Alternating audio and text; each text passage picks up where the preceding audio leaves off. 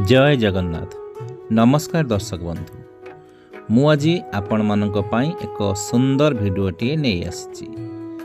जदि आपणक घरे वास्तु दोष थाए ताहा आपण माने केमिति जानिबे एवं तार प्रतिकार आपण माने केमिति करिवे, आसंतु एई भिडियो माध्यम जानिबा। तेबे भिडियोटी को देखिबा पूर्वरु मोर चैनल टी को सब्सक्राइब करंतु, लाइक करंतु, कमेंट एवं शेयर करंतु।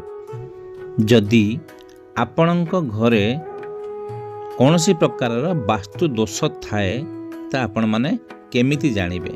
प्रथम तो देखंतु, जदि महुमाछी माने आपणक घरे बसा करूछंती किंबा घुमुरी पारा घरे मध्य बसा करूछंती ताले जानिबे आपणक घरे किछि ना किछि वास्तु दोष अछि बा थाई पारे।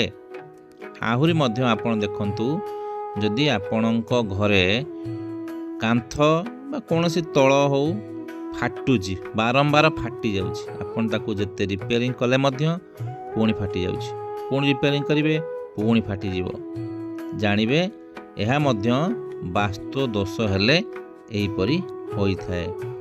आउरी कोन, जदि आपण से घरे बसवास करूछंती तेबे आपणक परिवार रे सबुबले कलह लागी रहिबो, कहा कहा मध्यरे पड़बनी, फाइनेंशियल प्रॉब्लम हबो, आउ कौन हबो ना आपणकर माने समस्तंकर प्राय शरीरटी खराब रहिबो। जदि एही परी समस्या आपणक घरे हेउथाए ताहले आपणक घरे वास्तु दोष अछि। तो एई दोषटी कौन कौन पाई होइथाए ता आपण माने प्रथमे जानि रखंतु। जेतेबेले आपण माने घरटी को निर्माण कले ता पूर्वरु आपण माने जो जागारे घर करिसंती से भूमि को आपण माने परीक्षा करिनांती। बिना परीक्षा रे आपण भूमि रे घर करिसंती। आउ कोन हेई पारे, जो आपण जो घरटी करिसंती करिबा पूर्वरु आपणक राशि अनुसार घरटीर गोटे माप निश्चित आनिथिबे, जाहाको बंध कुआ जाए। आपण से जो बंध जदि पकेइचंती तो भूल पकेइचंती, किंबा आपण बिना बंधरे घर करिसंती, नहले जो बंधटी रे आपण माने घर करिसंती जो मिस्त्री करिछि हुए तो से मापरे कम बेसी किंबा कोनोसी कोण को बढ़े देछि, जहा फल रे कि घरे वास्तु दोष उत्पन्न होइछि। एहा व्यतीत आउ कोन होई पारे ना, आपणकर जो घर करिसंती आपण दिग ऊपर ध्यान देई नांती, प्रॉपर दिगरे प्रॉपर जिनसटी आपण करिनांती। जेपरि आपण रोषेई घर कोडी भूल कर देइचंती, बाथरूम मध्य भूल करचंती, अच्छा ठाकुर घर टिके भूल जगह रखिचंती, आपण एई टाइप रे जदि भूल जिनस करिसंती ताहले मध्य घर को वास्तु दोष लागि छाए।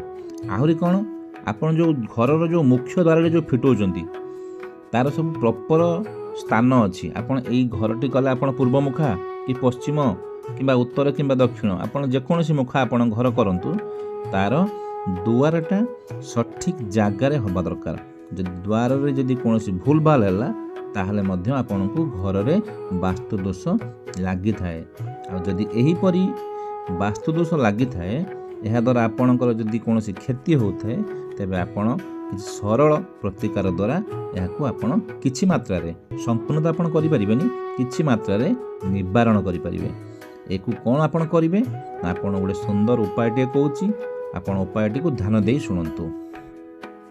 आपण कोन करिवे ना, 7टी तीर्थ जल जोठी तीर्थ करिया को जिबे से नदीर जल को आपण कलेक्ट करिक आनिबे। एही परी 7टी तीर्थ जल को आनिकी एक माटी सुरे रे ताको कोन करिवे पूर्ण करि देबे। जदि ताहा पूर्ण न होउची तने आपण पाखरे थिबा कोनोसी गाढ़िया किंबा नदीर जल को आपण आनिकी मिसेकी ताको पूर्ण करि दियंतु एवं गोटे माटीर गोटे ढाकुणी ताको ढाकी दियंतु। आ एई जो सुरेटा बा एई जो कलशटा कोन करिवे आपणक घरर ईशान्य कोण रे रखि दियंतु एवं ताकू प्रतिदिन गोटे फूल देई धूप देई पूजा करंतु। आउ सकाळ उठी गाधे साला परे आपण सेई पानी को तादर किछि गड़े नेबे, से पानी को गड़े नै कोन करिवे ना चौरा रे दियंतु। आपण एही परी सब बेले करि चलंतु। यह कले आपण भाबिबे जे जो पानी रखिछि से 2-4 दिन पानी सरी जीवो, नाइ दर्शक बंधु। ଆପଣ ଯଦି ଆଜି ପାଣି ନେଲେ କାଢ଼ିକି ସେଇ କଳସରୁ, କଳସ ତ ସରି ନଥିବ ନା, ବଡ଼ କଳସଟେ ଥିବ, ପୁଣି ତା ଦେହରେ କ'ଣ କରିବେ ନା ଆପଣଙ୍କର କୌଣସି ପାଖରେ ଥିବା ନଦୀର ଜଳକୁ ଆଣି ତା ଦେହରେ ଆପଣ ମିଶାଇ ଦେବେ। ତେଣୁ ସେ ପୁଣି ପୂର୍ଣ୍ଣ ହୋଇଗଲା। ତା ପରଦିନ ଆପଣ ପୁଣି କାଢ଼ି ନେଲେ କିଛି, ପୁଣି ପାଣି ପୁରେଇ ଦେଲେ। ଆପଣ ଏହିପରି ତାକୁ କେବେ ଫାଙ୍କା କରିବେନି। ଯେଉଁ ମାତ୍ରାରେ ପାଣି କାଢ଼ିବେ ଆପଣଙ୍କ ପାଖରେ ଥିବା ନଦୀ କିମ୍ବା ଗଢ଼ିଆରେ ଜଳ ଆଣିକି ପୁଣି ପୂର୍ଣ୍ଣ କରିଦେବେ। ତେଣୁ ସେ ସରିବନି। ଆପଣ ଏହିପରି ପାଖାପାଖି 3ରୁ 4 ମାସ କରନ୍ତୁ। ଦେଖିବେ ଆପଣଙ୍କ ଘରେ ଯେଉଁ ପ୍ରୋବ୍ଲେମ୍ ହେଉଥିବ, ଏହା କରିବା ଦ୍ୱାରା ନିଶ୍ଚିତ ସୁଧାର ଆସିବ। ଆଉ କ'ଣ କରିବେ ନା ଆପଣଙ୍କ ଘରେ ମୁଖ୍ୟ ଦ୍ୱାରା ଯେତେବେଳେ ଆପଣ ପ୍ରବେଶ କରୁଛନ୍ତି, ଠିକ୍ ସାମ୍ନାକୁ ଆପଣ ଘରେ ପ୍ରବେଶ କରିବେ। ଆପଣ ଯେମିତି ଆପଣଙ୍କ ସାମ୍ନାରେ ଗୋଟେ କାନ୍ଥ ଥିବ, ଦେଖାହେଉଥିବ, ସେ କାନ୍ଥରେ କ'ଣ କରିବେ, ଗୋଟେ ସମ୍ପୂର୍ଣ୍ଣ ବାସ୍ତୁ ଯନ୍ତ୍ର ଗୋଟେ ସେଠି ଲଗେଇ ଦିଅନ୍ତୁ। ମାର୍କେଟକୁ ଯାଆନ୍ତୁ, ଫଟୋ ମିଳୁଛି କିମ୍ବା ଆପଣଙ୍କର ତମ୍ବାରେ ତିଆରି ହେଇକି ବି ମିଳୁଛି। ଆପଣ କ'ଣ କରିବେ, ତାକୁ ସ୍ଥାପନ ସେଠି କରିବେ, ଲଗେଇଦେବେ ଫଟୋ ଆକାରରେ, ଗୋଟେ କଣ୍ଟା ପିଟିକି କାନ୍ଥରେ ଟଙ୍ଗେଇ ଦେବେ। ଆଉ ତାକୁ ଫୁଲ ଧୂପ ଦେଇକି ତାକୁ ଆପଣ ପୂଜା କରନ୍ତୁ।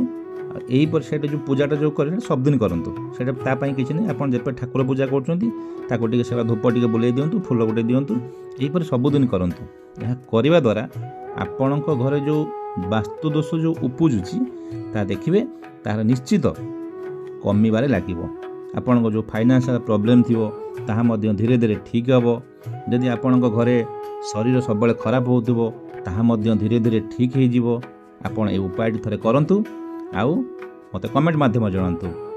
ରହୁଛି ଦର୍ଶକ ବନ୍ଧୁ, ପୁଣି ଆପଣଙ୍କୁ ଆଉ ଏକ ନୂତନ ଭିଡ଼ିଓରେ ଆଉ କିଛି ବାସ୍ତୁ ଟିପ୍ସ ନେଇ ମୁଁ ଆସିବି। ଏବେ ମୋତେ ବିଦାୟ ଦିଅନ୍ତୁ। ନମସ୍କାର।